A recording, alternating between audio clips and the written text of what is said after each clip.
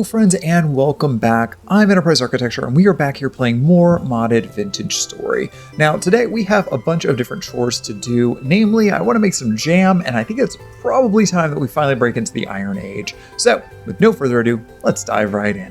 Now, between episodes, I did a variety of chores. I started making a bunch of molybdechalcos plates here so that we can make more lanterns. So those are going and we have a bunch more here. I did a bunch of mining as well. I started just looking for shale so we could make that blue clay that I talked about previously. We're going to crush this down and that's a recipe for clay in this. But while I was doing that, I found a bunch of hematite as well. So if we look at our map here, all the way down here where we had originally found that slate section, this whole area here, I went down into the first cave I came across and I found a bunch of iron ore that I was able to mine out. So that went really quickly. There's also a bunch of saltpeter down there and some wonderful tin as well. I also, while I was exploring a little bit and flying around, I found an entire bauxite region. You know how much trouble I had to find bauxite previously? This entire biome is nothing but bauxite, and there is a huge amount of bountiful tin in there as well. I've never seen a cave like that. We might check that out later because it's just literally, I've never seen that much tin in my life. All right, so we've got a couple of tin bronze hammers here. I think that's the minimum that we're going to need to be able to break this down. Yeah, so we need pulverizer tier 4. We are not there yet. We're only at pulverizer tier 3. That we can do with tier 3. Fascinating. Fascinating. All right. Well, either way, we need to start smashing all of this down. So let's go ahead and use up our hammer. I knew that was going to break. That's totally fine. And we're going to break the rest of this as well. And our broken hammerhead, as always, we will be able to fix again later. We just need to use the chisel to break these bits. Perfect. All right. Great. Now we have all of that. The hematite will go into our iron chest, which is around here somewhere. Okay, there we go. Yeah, there is basically half a chest worth of iron right there waiting for us. That's going to be real nice to have. All right, so since we are doing iron, we need to go ahead and build ourselves another bloomery. And what we really should have done is made up a bunch more fire clay bricks. So I'll probably do that while this is going, but I think we can at least get one done here. Can we get a second one? Maybe? Yeah, we can get a second one here. Okay, perfect. Now we've got 2 bloomeries, and this is how we are going to smelt our iron. And honestly, things are getting a little claustrophobic in here. We might need to think about another place to put these. But for right now, in here is going to be fine. Let's go and put this bloomery here. We're going to put this bloomery here. We'll put the tops on top. There we go. And let's see how much iron we can actually pack in here. Let me grab a couple of stacks. I don't think it's going to fill with all of these. No, that's more than I thought. 120. Okay, that's a decent amount. There we go. Okay, so we've got 240 chunks of hematite that we will be doing, and that means that we're going to have what is that? 1,200 units of iron. I think that's a good start. That's 12 ingots worth, and we will certainly make good use of that. We need to grab some coal to light this up, so let's grab up all of this lovely black coal that we had from previous adventures. We'll fill this up. There we go. And then all we need to do is grab up our torch and light these up. Perfect. And in 10 short hours, we will then finally have our iron nuggets that will come back out. Okay, great. All right, with that going, let's work on getting a couple of more lanterns made real fast here. Well, I say real fast, but technically we still are short on candles. So in between episodes, I had gone through and also made up a bunch more of our ceramic hives and a boatload more skeps. So as mentioned, I added 2 more rows, one on the front and one on the back of skeps. So that should be lots of honey for us. And I also did 1 more final row all the way down here. So this is 8x5, so it should be 40 of these all together. I also emptied out all of the extra hives that I'd made. So I haven't upgraded all of these hives because at some point I want to change them over into Langstroth ones when we start getting our production a little bit higher. But we will use the honey and wax that we've got so far here. And again, first things first, we are going to make some more candles. Is that only peanut oil? We will make a few coils of rope out of the vines that we have here. Let's do, I don't know, 12? 12 sounds good. Put those all back there. Wonderful. And somewhere around here, yeah, there we go. We have our oil. And I think we also have our bucket around here somewhere. We'll have to figure out where we left that. Maybe over here? Maybe over here. Yeah, there's our bucket. Okay, great. So we've got all of those ingredients. We do need peat, which I believe I had left in this container over here. I should have got this while we were there. Yeah, we have a bunch of peat. There we go. There's 64 to start. And now, actually, we don't even need to heat this up, as it turns out, right? This is literally an easy recipe where we just throw things together. Oh, but the one thing we do need to do is we need to empty out our oil into our bucket. All right, so we should just be able to take our bucket and our beeswax, and this is my beeswax. It's none of your beeswax, but it's definitely my beeswax. And then our coils of rope. There we go. And that's going to make up candles for us. Oh, and that's a really efficient recipe. 2 pieces for 3 candles rather than 3 pieces for 1 candle. Yeah, we will certainly take that. All right. So let's not do too many candles here. There we go. We'll do 14. That's a little more than I wanted, but we still have 1.2 liters of flax oil left. And we still have plenty of beeswax left for more candles and also for using for sealing jars, because we are going to make some jam here in the very near future. Lantern lining goes there, clear quartz goes here, candles go in the middle, and the lining is going to make this extra bright.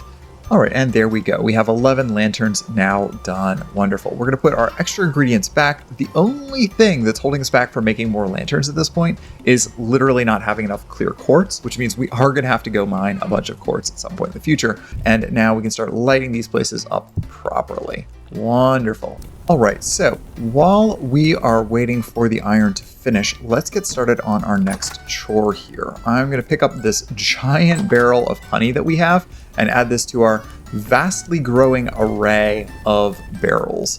And let's see here. We still have a few more days on our cranberry juice and our blackcurrant juice, but this we are now going to use to make some jam. Let's take a look here. Jam is relatively easy. We need 2 slots of sweetener and 2 slots of fruit. So we have a lot of fruit that we have left over here. We have currants, we have blueberries. All of these need to be used very, very rapidly. We've only got 4 days left on them. So let's start with the ones that are going to expire the quickest here. And we are going to grab up our cooking pot. We're going to put that there. And now I believe what we can do is use these containers to get our honey. All right, there we go. 1.2 liters of honey in 2 slots, 6 red currants in the other slot, and that will make our red currant jelly. Now, honestly, this uses a lot more honey than I remember. We've only got 9 liters of honey here. So this will make 6 servings of jelly, but it doesn't give us much closer to using up all of our currants, unfortunately. So we might want to go ahead and use some of these currants to make more aqua vitae, at least a small amount. All right, we'll dump that in there, and now we'll go ahead and seal these.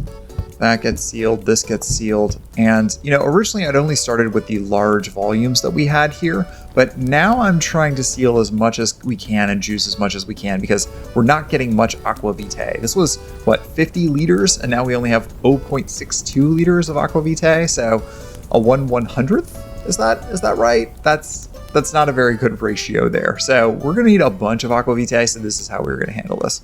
So the byproduct of juicing is mash, as we've seen before. So I've got dry red currant mash here, and I've got blueberry mash. And we can turn those into dried fruit as well, or excuse me, dehydrated fruit, which we can then leave in a basket to dry. So for instance, this one is the dehydrated cranberry we did on that first day. It's got 11 more days on it that'll be fresh, but it's also 77% dried in this container. So that should finish drying before it goes bad, and then we will have dried cranberries instead. So let's go ahead and grab up a crock here. And that now has 4 servings of red currant jelly. We're gonna grab another one, just like that, and that should have 2 servings of red currant jelly. That means we need to make more red currant jelly, of course. All right, so that's 2 more servings in there, and now there should be 4 servings in here. Let's see, 4 servings of red currant jelly. Oh, can we get 2 more in here? There we go. Okay, now this is all set properly. Wonderful. But it sounds like I am now starving, so I'm just going to go ahead and eat some blueberries just to top up here. We've got them. They're about to go bad anyway, and I need 12 of them to make up a jelly, so we may as well just do it this way.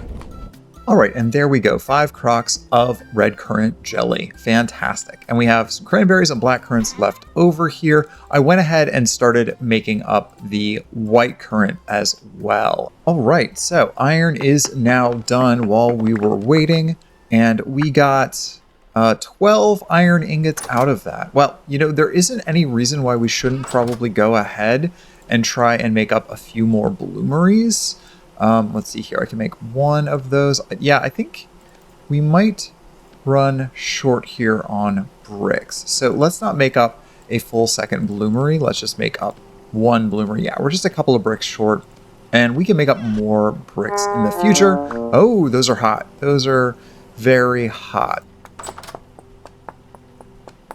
Great. Okay, so time flies when we are having fun. We need to grab our tongs back up here, put those in our hand, and now we can put this down into the forge. We're going to go ahead and see here. Oh, these are 1,000 degrees. What's the workable temperature? 1022, so it's right on that line. Let's go ahead and put in at least one piece of coal just to keep these heated up a little bit. There we go. And they're already at temperature, so they're already workable. Now, let's talk about what our priorities are going to be here. For the first bit here, we definitely need to make ourselves an iron hammer. Not a helve hammer, a regular iron hammerhead.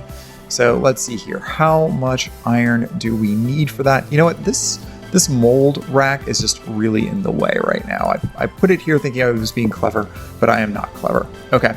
So let's see here. We're going to go into autocomplete mode, and we are going to remove impurities, get everything shuffled around, and I think, yeah, that's just enough nuggets so that we can go ahead and make up a hammerhead. That's our tier 2 hammer. Great. Let's grab the next one here, throw this down, and now we want our pounder caps. Our big mistake that I made previously was not having a high enough tier of pounder cap, and that means things like olivine cannot be ground down right now in our pulverizer. So we do want to fix that. So let's go ahead and make a pounder cap real fast. There we go. There's one pounder cap. We will grab up another one of these ingots. We will make a second pounder cap. Okay, that's 2. All right, so we are going to need to make a kiln door, and all tiers of these, I think tier 2 is what we're going to have access to at this point, is going to need iron rods and iron nails and strips. So with this, I think what we're going to make up is our nails and strips. Let's see here. Let's go ahead and grab back up our hammer. All right, those are done, and now we can start working on another one of our ingots. Let's go ahead and put these iron ingots back down in the forge here. You can see these cooled down a little bit, but not a lot. They're still almost 1,000 degrees. Let's get these lit up here. And while that's going, the other thing we're going to need for that beehive kiln is, of course, going to be a iron bar. Let's see here, kiln door, tier 2, yeah, a pair of iron rods each. So each of these is going to be a full ingot, I believe. So we need to do 4 iron rods. Let's see here. That looks hot enough to work. Put that in there. Iron rod. Perfect. Let's get this done. Okay, and there's 4 of those rods, and we still have 4 ingots left. So let's put these in here. And I believe we will need those for the reinforced windmill rotor, which means we can upgrade the size of our windmill. Let's see here. 4-sail windmill rotor needs an iron plate, and that means we need at least 2 ingots per plate. Let's put 1 piece of charcoal in there, light it up. There we go. Charcoal goes really, really far in the forge, friends. If you aren't already aware of this, you get much further in the forge with charcoal than you do with, say, in the fire pit to get things up to temperature. This works really, really, really effectively. So again, things are already up to 1,000 degrees now, and I can do 4 bars off of just 1 single piece of charcoal.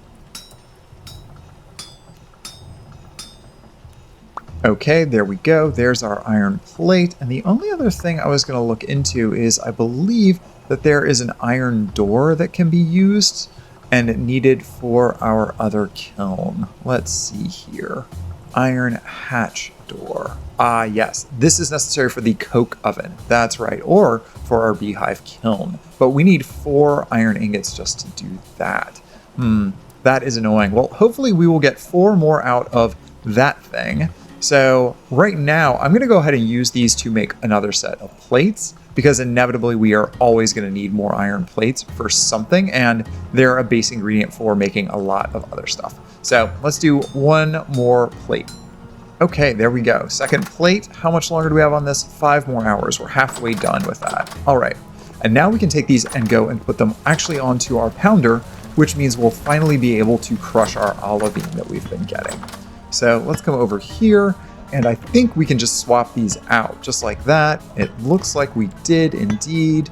And now I can grab the olivine that just fell through the machine before, put that here, and that should get to crushing.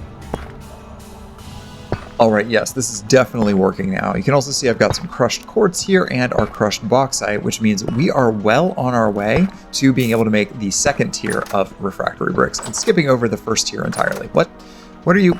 We have to do something about that basement, friends. At some point, that is going to be a major problem for us. All right, while we are waiting for the bloomery to finish, I went ahead and moved all of our forge into here. So now we have all of our coal and peat, all of our various molds are sitting here. We have our fire pit over here, our anvil, our forge, all that's ready to go. And this space is now cleared out and mainly just for crafting. This should make it a lot easier to get things moved around. At some point, I should probably move all of these various ingots into their respective chests over here. But for now, this will do nicely. All right, that is now done. Let's break this back down here. 6 ingots. Oh. Okay, we need to put these in our offhand. Okay, perfect. All right, so 1, 2, 3, 4, 1 piece of charcoal, and we probably should hang back up our torch because we are going to need this for stuff. There we go. Light it. Great. And this is going to be much easier to get things back and forth, I think. I think this is a much quicker way of moving stuff around. All right, so let's go ahead and grab up our ingot, put it down here. We need to make that iron hatch door. That's what we want here. Okay, so let's go ahead and start hammering away at this. This is going to take a while. I think we can go ahead and put 2 pieces down at once with no trouble. Can I do more than 2? Oh yeah, we can keep stacking. All right, and we just need 1 more ingot to finish this off. There we go.